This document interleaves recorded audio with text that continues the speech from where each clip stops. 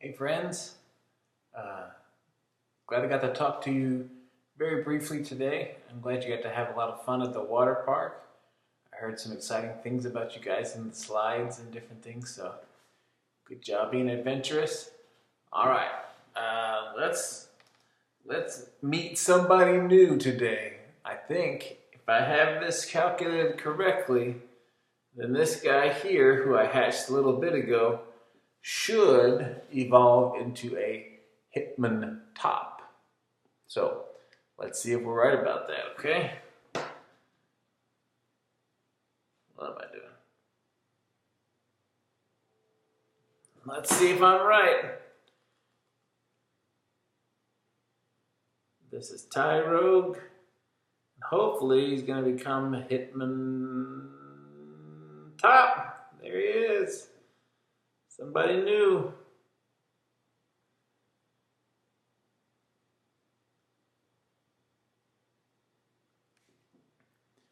Alright, he'll be good for attacking gyms. So, there we go. New to the Pokédex. We're running out of we're running out of new Pokemon now. So, alright. So, back to Genesis. We're at the second half of Genesis 37, and we introduced the story of Joseph yesterday, and now is when things get a little interesting, a little exciting, and a little scary, especially if you're Joseph. Okay? So let's read. Joseph's brothers had gone to pasture their flocks at Shechem. Israel, that's Jacob, remember, said to Joseph, "Your brothers, you know, are pasturing the flocks at Shechem. Get ready. I'm sending you to them." "I'm ready," Joseph replied. Then Israel said to him, "Go and see how your brothers and the flocks are doing, and bring back word to me." So he sent Joseph from the valley of Hebron, and Joseph went to Shechem. A man found him there wandering in the field and asked him, "What are you looking for?" "I'm looking for my brothers," Joseph said. "Can you tell me where they are pasturing their flocks?" So, if you're shepherding a big flock of sheep, you didn't just stay at one place. Even if you were at Shechem, if the sheep ate all the grass there, you'd move along and find somewhere else. "They've moved on from here," the man said. "I heard them say, 'Let's go to Dothan.'" So Joseph set out after his brothers and found them at Dothan. They saw him in the distance, and before he had reached him, they plotted to kill him. They said to one another, "Here comes that dreamer. Come on, let's kill him and throw him into one of the pits. We can say that a vicious animal ate him, then we'll see what becomes of his dreams." When Reuben heard this, he tried to save him from them. He said, "Let's not take his life." Reuben also said to them, "Don't shed blood. Throw him into this pit in the wilderness, but don't lay a hand on him." Reuben intended to rescue him from their hands and return him to his father. Remember, Reuben was the firstborn son, so he was the oldest. So he was the one that at least he may not have liked Joseph any more than they did, but he at least had some common sense, I guess. When Joseph came to his brothers, they stripped off his robe, the robe of many colors that he had on. Then they took him and threw him into the pit. The pit was empty. There was no water in it. So this is actually a cistern, and there were lots of these in the desert. They were big pits that they would make even out of clay. They would line the hole with clay so that they could store water in there, and that rainwater would be collected in there. So it was like a well, but it wasn't quite so deep. So this was like a dry well that it was probably like 10 feet deep, that they threw Joseph down into. He couldn't climb out of it, but he it wasn't deep enough where he would have broken anything. Here's the crazy part. Then Joseph's brothers sat down to eat a meal. So they threw him in the pit, and then they just had some sandwiches. They looked up, and there was a caravan of Ishmaelites coming from Gilead. Their camels were carrying aromatic gum, balsam, and resin, going down to Egypt.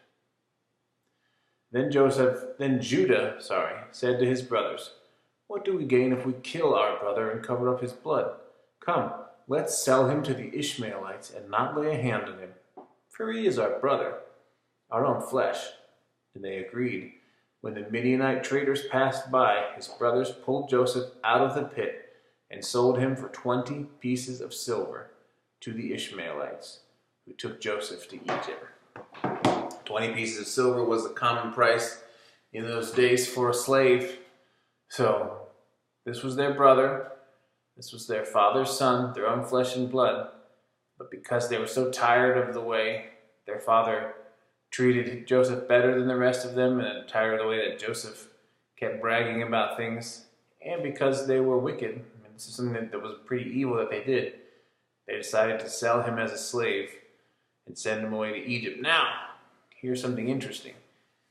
Do you remember what kind of people the traders were? Do you remember what nationality they were, Daniel or Jackson? Let me read it again. They looked up, and there was a caravan of Ishmaelites coming from Gilead. Ishmaelites. Ishmaelites. Why is it interesting that these traders were Ishmaelites? Any guesses?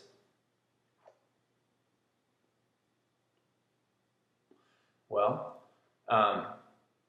Ishmael was the first son of Abraham, right? God had promised Abraham that he would have a son to carry on the covenant. And so Abraham kept not having sons, and he decided to take matters into his own hand. Remember that? So he kind of treated his wife's slave as a wife, and the slave Hagar gave birth to Ishmael, but that wasn't the true son, and God later gave Abraham Isaac. So what we have is, way back in the Israelite history, Abraham treated Isaac better than Ishmael, and loved Isaac better than Ishmael, and it caused problems, right? And then all the way now, probably hundreds of years later, the Ishmaelites, the descendants of Ishmael, are the ones who buy Joseph, another set of brothers who are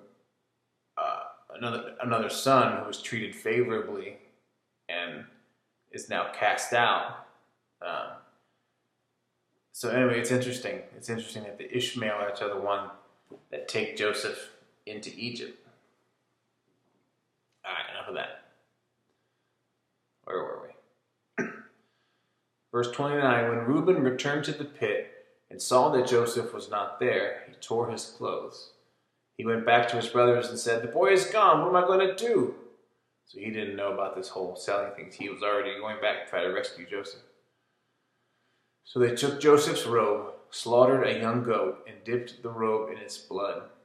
They sent the robe of many colors to their father and said, "We found this. Examine it. Is it your son's robe or not?" His father recognized it. "It is my son's robe," he said. "A vicious animal has devoured him. Joseph has been torn to pieces." Then Jacob tore his clothes, put sackcloth around his waist, and mourned for his son many days. All his sons and daughters tried to comfort him, but he refused to be comforted. "No," he said, "I will go down to the grave to my son, mourning." And his father wept for him. Meanwhile, the Ishmaelites sold Joseph in Egypt to Potiphar, an officer of Pharaoh and captain of the guard. All right, so we'll end there. But it's about to get even more exciting for Joseph. This is a pretty sharp turn. He was kind of a brat, but he was the favored son. And now that favoritism has cost him, he's going to go through some pretty terrible suffering. So we'll read about that. I love you, boys. I hope you are well. Please let Mommy know, or Daniel send me a text if you have any questions or things you want to talk about in these videos, okay? Miss you guys. Good night.